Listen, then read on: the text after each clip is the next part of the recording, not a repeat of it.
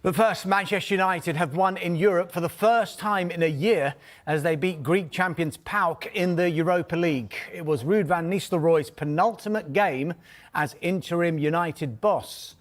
The game was goalless in the first half, but Amad Diallo scored twice after the break as it ended 2-0. It was the first time Amad had scored since August and secured United's first win in the Europa League this season.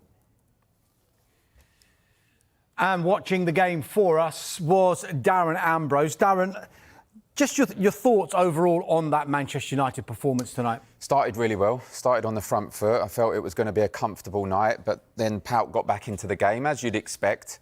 In Europe, there's no easy games in these competitions unless you're Chelsea, of course, but they got back into the game. They looked dangerous on the counter-attack.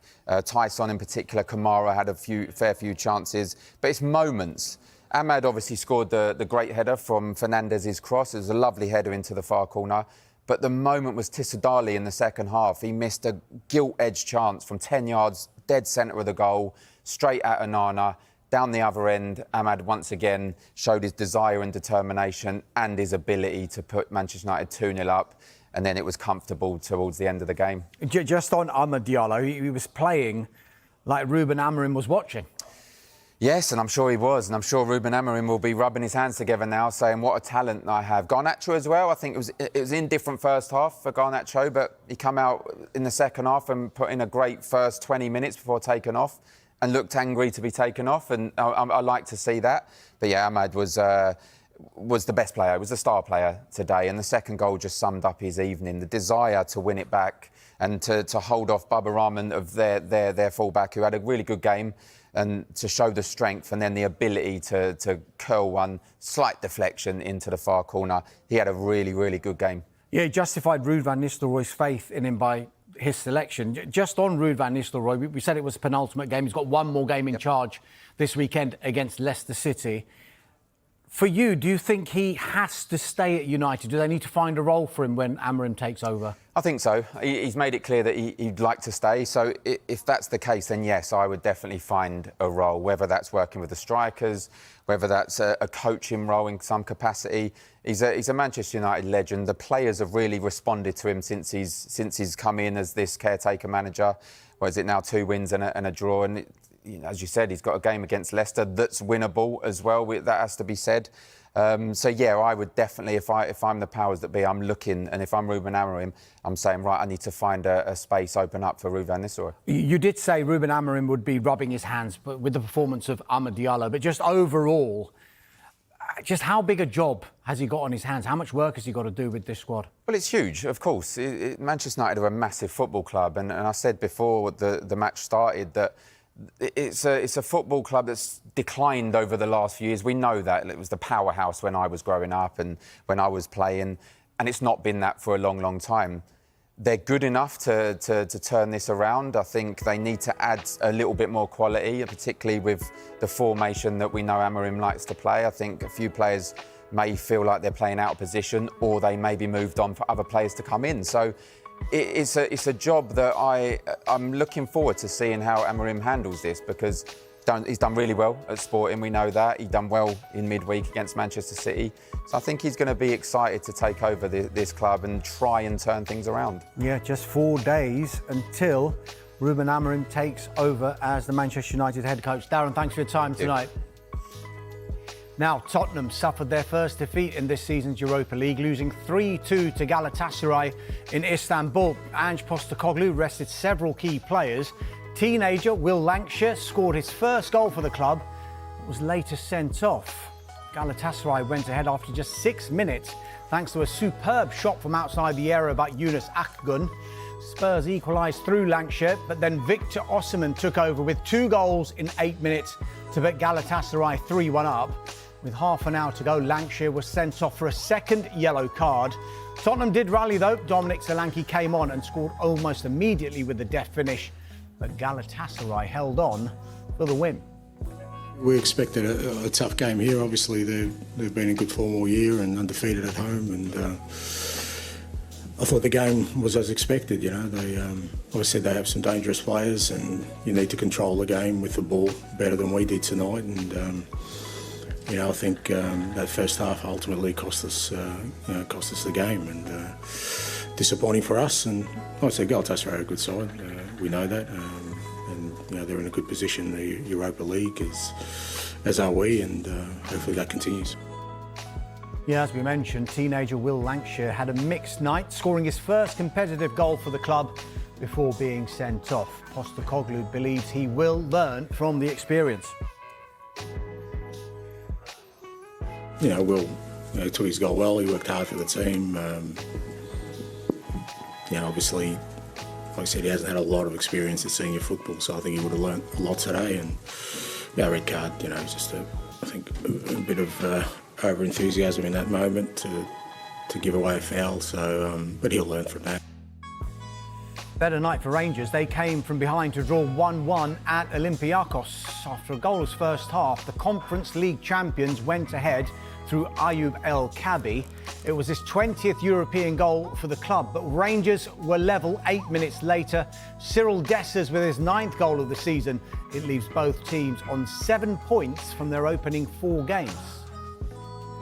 Chelsea set a new Conference League record by hammering Armenian side Noah 8-0. It's the biggest margin of victory since the competition began 3 years ago. And there were 6 different goal scorers. Joao Felix and Christopher Nkunku scored twice, to go with goals from Tosin, Mark Guiu, Axel Disasi and Mikhailo Mudryk. Enzo Fernandez set up 3 of the goals. Time now for Back Pages tonight here on Sky Sports News, bringing you a first look at the sports stories in the morning's newspapers. Joining us, a football writer and broadcaster, Henry Winter, and Jonathan Liew from The Guardian. Welcome to you both. Let's quickly run through the back pages. The Guardian talks about Lee Carsley having not spoken with Thomas Tuchel about the England squad. And there's the picture of Amad Diallo scoring twice to help put United back on track. The Metro again highlights Lee Carsley not having spoken to Thomas Tuchel, the silent Tuch, they call it. And there's a warning from Thierry Henry to Arsenal. If they don't win against Chelsea, perhaps their title race is over. Again, in the eye, this is my team, not Tuchel's. That's the message from Lee Carsley ahead of the Nations League doubleheader. And there's Amad Diallo again with both goals for Manchester United. And in the Times, again, Amad Diallo dominating the back pages, but Formula One drivers with the message to F1 saying, treat us like adults. And in the Daily Telegraph, Raducanu eyes super coach. And there's another picture there of Amad Diallo celebrating his 2 goals for Manchester United. OK, let's start with The Guardian then. And it's all about Lee Carsley and his news conference from earlier on, where he said he hasn't spoken to Thomas Tuchel about his latest England squad. Jonathan, let me come to you first. I mean, Thomas Tuchel takes charge in a matter of a couple of months, less than 2 months, and there's been no contact in face-to-face anyway between Lee Carsley and Thomas Tuchel. Are you surprised about that? A little bit. I mean, especially seeing as the whole idea behind appointing Lee Carsley as an interim was almost as a kind of bridge, a transition from the Gareth Southgate era to the new coach. Continuity in terms of strategy, in terms of tactics, in terms of training, and also in terms of personnel. I think there's a little bit of creative ambiguity there. They haven't met face to face, but have they shared a WhatsApp? Have they shared a cheeky DM? All these things are still possible. Has Tuchel kind of made his feelings clear through intermediaries or third parties? But yeah, I mean, I think if we take it as read that there hasn't been any contact, it is kind of a strange one, because there are going to be, obviously we've seen Lewis Hall and the likes of Taylor Harwood-Bellis called up. If they are being called up for this first squad, and Tuchel then comes in and decides he doesn't actually want these players, he doesn't rate them. He doesn't want them anywhere near the setup. That is obviously going to have detrimental effect on those players' development and their morale. So I think having that kind of having those lines of communication isn't necessarily. I can't see a downside to it, especially when you know that the guy currently in the job isn't going to be there for a while, and that you have a new man coming in who's going to have his own ideas on things. Yeah, I mean, the Daily Mail aren't pulling any punches with their headline. They describe the non-contact between Carsley and Thomas Tuchel as England farce. Henry, you've said it before that you're surprised that Thomas Tuchel isn't actually in charge already. But to have no input at all, why do you think that is? I have to say, by England fast standards, this is like a sort of 2 or 3 out of 10. I mean, the real sort of farce and bizarre element to this is the fact that Tuchel's not starting already. The fact is that he could have used these 2 games, this Nations League game, just to see the characters of the players around the hotel. Obviously, he knows a lot of them and he can scout them. He's got video and all that, and obviously knows Kane from Bayern Munich and any Chelsea contingent. But he really should be there rather than starting on January the 1st. I can only think, apparently it's nothing to do with Bayern Munich. There's no sort of gardening leave. There's no sort of tax date or anything like that.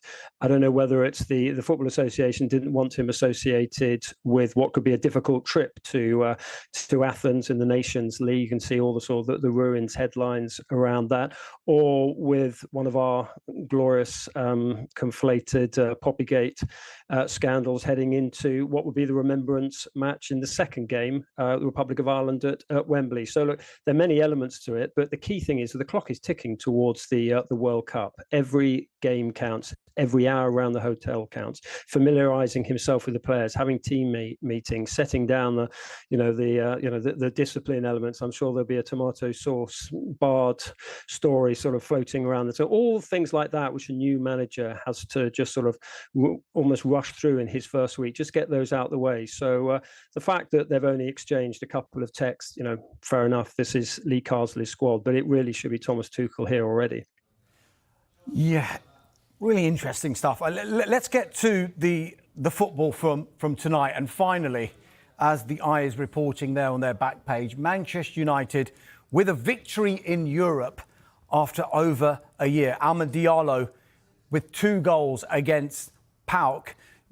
Jonathan, this is Ruud van Nistelrooy's penultimate game, of course, in charge before Ruben Amorim comes in.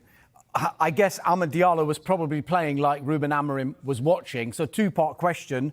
What would Ruben Amorim have made of that performance? And do you still feel that Ruud van Nistelrooy, there needs to be some sort of role for him under Ruben Amorim in his coaching setup? Yeah, I mean, it's a really complex question. I don't think United were actually very good tonight. I mean, Diallo was fantastic. Onana was pretty good. Casemiro and Ugarte in midfield were okay. Is there anyone else who had better than a kind of a 6 or 7 out of 10 game? I'm not sure. They look disjointed, for large periods. All the same problems we saw towards the end of the Ten Hag era. So I think that if you're Amorim watching this, you will have a pretty decent idea of the areas that you need to fix. I mean, in terms of Van Nistelrooy, I think it's an interesting one because I don't know him personally. But we all know that he's an ambitious guy, and his ultimate aim is not to be, assistant manager of Manchester United in perpetuity. That is not his life's vocation. He wants to get back into a top job somewhere in Europe. He's already managed PSV. He's won trophies in Holland, and that is his ultimate aim. So I think the question that Amorim and United need to answer is Van Nistelrooy, does he want to hang around because he thinks it's the best thing for the club to have him as a kind of bridge between the new team and the dressing room, or is it really a kind of a profile building exercise? Is it a kind of a springboard, having a big club on his CV to get him into the next big job? Because I think that's the crucial point that they need to answer. Because if he's doing it for the good of the club, then obviously that's the decision they need to take. If he's doing it for his own profile, I think the best thing to do is probably to have a little polite word in his ear and say, we're moving on to a new era now. Well, whether Van Nistelrooy stays or not, Henry, it can't be disguised, can it, how big a job this is for Ruben Amorim? Can you just put into context just how big a job he's got in front of him here? well, he's trying to sort out the sort of almost the chaos and the mess of the last 11 years since Sir Alex left. He's got to address the issues in the squad, which has got the imprint of about sort of 3 or 4 managerial reigns on it. He's got to shake 1 or 2 players into life. I think he will have seen, particularly in the second half, as Johnny was alluding to, that Manchester United have got some good players. Amad Diallo was very good, and the fact that he started him as well is almost a message to Rashford and Garnacho. Garnacho started, Rashford came on, that they've really got to raise their games. And, you know, you can't scapegoat Erik ten Hag with all the ills of Manchester United at the moment. You know, the players have got to take responsibility. So I think Van Nistelrooy will probably move on. I think Johnny's right in terms of, you know, he's an ambitious individual. But I also think, and you can see his reaction as he walks off in games and he looks at the Stretford end and they sort of applaud him, just as they did when he was plundering all their goals there, that he does actually care about Manchester United. You can see there's an emotional connection with the players and with the club generally. So I think he will leave with and move on, you know, to another club. I mean, this has been fantastic for his CV. And he will go with thanks, because he has stepped into the breach and done Manchester United proud, as he did as a player. Just going back to The Guardian, we've seen that the back page has been dominated by Amad Diallo, but just at the top there's a Hugo Lloris exclusive. We'll talk about that story in just a moment, but there was a defeat, their first defeat in the Europa League this season for Tottenham. Jonathan, what did you make of their performance, and should there be any worries about what happened tonight? Yeah, it was kind of chaos, wasn't it? It was Ange ball in microcosm, like lots of chances at both ends, incredibly open. And I think if you're a Spurs fan and you're watching them against any kind of decent opposition these days, you're worrying when the mistake's going to come. And so I can't remember. I think one of the Osimhen goals basically comes through just them messing around at the back again, losing the ball again in their own half, and Osimhen going through on goal. And I think if you are, you don't have to be a fan. Like, if you're a player, if you're a member of staff in that setup, being in that constant state of wondering when the mistake's going to come, wondering whether you're going to concede a totally needless goal, it's just not great for kind of the emotional stability of a club. And yes, they finished the game pretty strongly. They fought pretty well with 10 players. They could even have burgled a late equaliser, and they're almost certainly going to be, progressing to the next stage of the competition, whether it's through the top 8 or through the playoffs. So that in terms of long-term alarm bells, it's not there aren't too many of those. But I just wonder whether they could do with a little bit more composure and control in these games. This isn't a simple binary of being defensive or being attacking. I just think they need a little bit of emotional stability that either the coach isn't providing them, or just kind of isn't there in terms of the performances and the tactics and the style of football that they're playing at the moment. So, Henry, let's get to this story, though. It's a really interesting one, this Hugo Lloris exclusive. How a luxury watch from Daniel Levy showed Spurs were happy with second best. Just explain what this is about. Wow, well, it's a whole book which Johnny's paper is serialising, and basically what often happens is when players have left a club, they've allowed the sort of the dust to settle. They then start sort of talking about what they really think, and this is about the 2019 Champions League final, and a couple of nights before, Daniel Levy, the chairman, gathered the players and said, obviously, so delighted they got to the final that here is a watch for all of them. And Hugo Lloris is obviously a world champion, is driven by winning. He looked at the back of the watch for the engraving, and it just said Champions League finalist. And he said, well, what's the culture of the club if actually it's just simply about getting to the final? He would rather have had a blank space there, and then they could have engraved it with winner. So there are elements of that further on in the story, and obviously in Hugo Lloris's book, which is just coming out, and The Guardian is serialising. There are other elements that some of the senior players were unhappy with the documentary team that was wandering around and leaving microphones on table, and they would either move the microphones or themselves move to another table. So yeah, I mean, it's quite entertaining, and I'm sure it'll help help the book sales. Whether Daniel Levy comes out and answers the that sort of criticism, I very much doubt. He's not a big sort of communicator, but it does give an inkling of what the culture at Tottenham Hotspur, particularly at that period, was like. Simply about being there rather than actually getting over the line and winning it, which is a cultural problem that Tottenham have had to address for a while. Let's just look at the back page of the Mail, and pretty self-explanatory. Chelsea winning by 8-0. Jonathan, worthwhile exercise tonight for Chelsea? Yeah, I mean, they were playing Noah, so I guess it was kind of it was fitting that the goals went in 2 by 2. I thought, yeah, I mean, Chelsea are basically blowing this competition apart, and we talk about this seemingly every week, every Thursday when they bash aside some other European minnow, that they have a second team that is, or potentially even a third team that is far too good for most first teams in this competition. And so it is a handy learning exercise. It gets players into shape, into tactical the tactical patterns that Maresca is going to want from them at the weekend. And also, it gives major players like Cole Palmer a rest. So I think the way that Chelsea have approached this competition has actually been pretty smart. Jonathan, Henry, thanks for now. Don't go anywhere. We'll take a quick break, and when we come back, we'll look at more of the back pages, including this in the Telegraph, as the pressure turns up on Gary O'Neill at Wolves.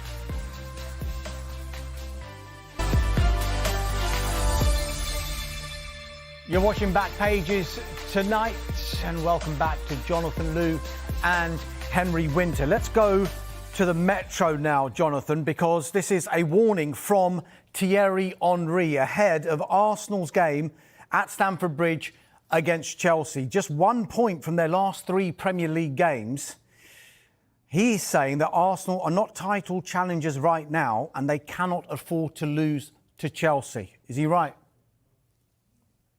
I mean, he's right in the sense that they're not title challengers right now because it's the 7th of November and the season doesn't finish for another 6 months. I think we've been slightly conditioned over the last 4 or 5 years to treat the title race as something that basically starts in August and September. And that's because of the standards that teams like Manchester City, before them Liverpool, have set, 95, 98 point seasons. And this idea that you basically have to be perfect from the start. If you actually, this is just my opinion, but I don't see a team, feel free to play this tape back in May and make me look like a fool, but I don't see a club this season that is capable of producing a 93, 95 point season. I think the margins for error are going to be slightly looser. I think City haven't been great. Liverpool, I think, are due a regression.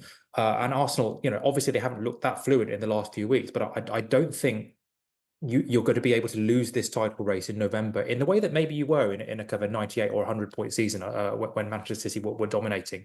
So I think what is going to scupper Arsenal's title chances in the long run is almost kind of panicking a little bit, or having to, getting in the frame of mind where you basically every game is a must not lose. And we've seen, previously in the season, they've gone to places like Aston Villa and Spurs and Manchester City and competed very well, often without the ball for long periods. And Chelsea is going to be another of those games where they actually have a pretty smart game plan for these sorts of fixtures, and playing long periods without the ball, and essentially being quite pragmatic. And the worst thing that Arsenal can do is basically read the back page of the Metro and get told that if they lose this game, they're out the title race, because that is exactly the sort of mindset that loses teams a title race. But Henry, another factor could be the injury situation. They've had a few so far this season, and the back page of the Daily Mail, Sami Mokbel is reporting that Mikel Arteta blow as Rice hit by a broken toe. It says that Arteta will give Declan Rice every opportunity to prove his fitness, with the England midfielder understood to have a broken toe. That they can ill afford to lose Declan Rice for any length of time, can they? Yeah, but also football has a history of players playing with broken toes, where they have a jab, to get them through the pain, the discomfort. Declan Rice is the type of player who will absolutely want to play. So that would be a concern. I mean, there are broader issues here. We're seeing it with many clubs, the proliferation of injuries. Lee Carsley was talking about it today. He was saying a lot of the players who were going to be reporting for duty were carrying injuries, and this obviously plays into the sort of the PFA and the FIFA Pro concerns about player workload, the need for bigger squads, and a little bit more sort of intelligence in the calendar. But yeah, for Arsenal, you can see Thierry's argument is that I think he uses the phrase "very difficult to win the league" if they lose at Chelsea. You'll get all the "bridge too far" headlines. But Manchester City aren't exactly flying at the moment, and they're obviously going to be missing Rodri, the best player in the country, for the rest of the season. Liverpool are flying. I mean, that's they're certainly not missing Jurgen Klopp. But Johnny's right. You're not going to get a sort of 98, 99 point season because fatigue will play a part. Other teams, we've seen the ambushes all over. Look at Nottingham Forest's form this season. So, I think that makes for a sort of a more competitive, but not necessarily a high-end quality. Although having said that, Liverpool have been outstanding this season. Henry, at the other end of the table, we're talking about Wolves, and in the Daily Telegraph, John Percy says that Gary O'Neill is under serious pressure. Wolves need to win, and fast. I guess managers who are under pressure, rather like Gary O'Neill, rather like Julian Lopetegui that we were talking about last night, must fear the international break. But do you have a degree of sympathy towards Gary O'Neill in that situation just now? So West Ham have no sympathy for Lopetegui whatsoever, but certainly with Wolves, I've got absolute sympathy for O'Neill. He's had two of his better players sold, Pedro Neto and Max Kilman, the captain, the centre half, and they've conceded 27 goals this season. Pedro Neto obviously is an attacker. John Percy's piece is very revealing and very balanced because it points out that the players like him, they're playing for him. There's obviously a desire in the corridors of power at Molineux for Gary to succeed. I think they accept, they've had issues with injuries. VAR has not exactly been kind to them. So I think there's this huge desire for him to do well. But the cost of going down and then fighting your way back in, owners get twitchy, particularly in the age of PSR. But I think anyone who's met Gary O'Neill and who likes what he's trying to do with slightly limited resources would like to see him do well. Obviously, there are issues with some of his substitutions. There are issues with some of his tactics. He's gone from a back four to a back three. Wolves always look slightly better as a back three. He's got to sort that element out, and the players absolutely have to deliver as well. But as John says in that piece, it would be a nervy weekend. Jonathan, interesting story in the Times, and it's an F1 story. The FIA. Listen, mind your language, drivers, and mind what you wear as well. And the drivers have hit back with an open letter, treat us like adults. Who's in the right here? Well, as a kind of an inveterate swearer myself, I have an instinctive sympathy for the drivers here. I'm not going to do it. I'm going to, even though it is post-watershed. But I think there is an extent to which Formula One is a sort of sport that is try to micromanage every single element of the spectacle to the point where you get title races that are essentially decided in the control room. Every part of the sport has been curated, and I think this is the logical endpoint where you end up with drivers who are essentially being told not. Obviously it sounds like a bit like a teenage tantrum. This is F1 drivers are often accused of being held in a state of suspended childhood. And this is exactly the sort of thing a 14-year-old goes, no, I can swear, I need to express myself. But I actually think this is basically part of treating athletes like humans, like people, instead of curated entertainment products that you sort of wheel out for people for the ratings and then wheel them back into the garage. They are humans. The emotions are real. The passions are real.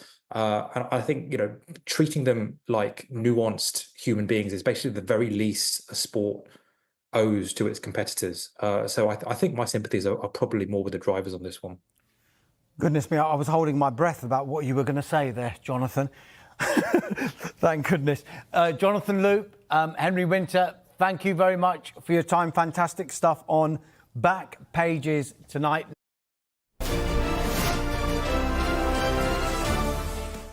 Alaba da otro paso para salir del túnel. Ya está entrenando con balón y a principios de año podría estar bajo las órdenes de Ancelotti. Mientras el Real Madrid busca soluciones para resolver la falta de personal en defensa, con el mercado de invierno como posible salida de emergencia, Ancelotti tiene una nueva incorporación al alcance de su mano, Alaba. El defensa sigue avanzando en su largo proceso de recuperación, y en las últimas semanas, su progreso hacia el alta médica definitiva parece haberse acelerado. Si a mediados de octubre empezó a correr en el césped, hoy ya ha vuelto a ponerse las botas y ha comenzado a trabajar con el balón.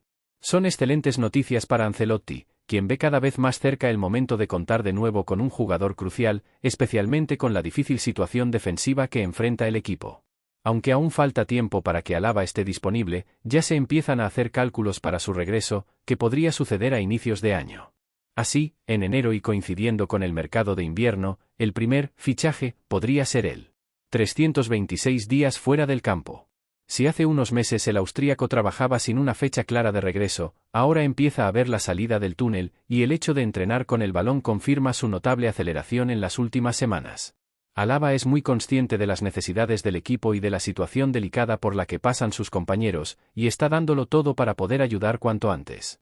No será fácil, ya que 326 días de inactividad hacen que el regreso sea un desafío mucho más complejo. Desde que sufrió una grave lesión el 17 de diciembre del año pasado, ha enfrentado un camino difícil. Tras ser operado 2 días después de una ruptura de ligamento cruzado anterior en su rodilla izquierda, la evolución inicial no fue tan rápida como se esperaba, y tuvo que someterse a una segunda operación en mayo, lo que confirmó los peores pronósticos y lo obligó a comenzar prácticamente desde cero. Ancelotti, optimista. Necesitamos al jugador adecuado para el Real Madrid, y eso no es tan sencillo. Tenemos jóvenes que pueden contribuir, y pronto Alaba regresará al equipo, dijo Ancelotti en la rueda de prensa previa al partido contra el Celta el pasado 19 de octubre. Para entonces, el técnico ya había recibido noticias positivas sobre la recuperación de Alaba y no dudó en compartirlas públicamente. 3 semanas después, el defensa ya está entrenando con el balón. Después de meses duros, tanto física como mentalmente, Alaba empieza a ver la luz al final del túnel, aunque solo regresará cuando esté al 100%, en condiciones de competir sin reservas.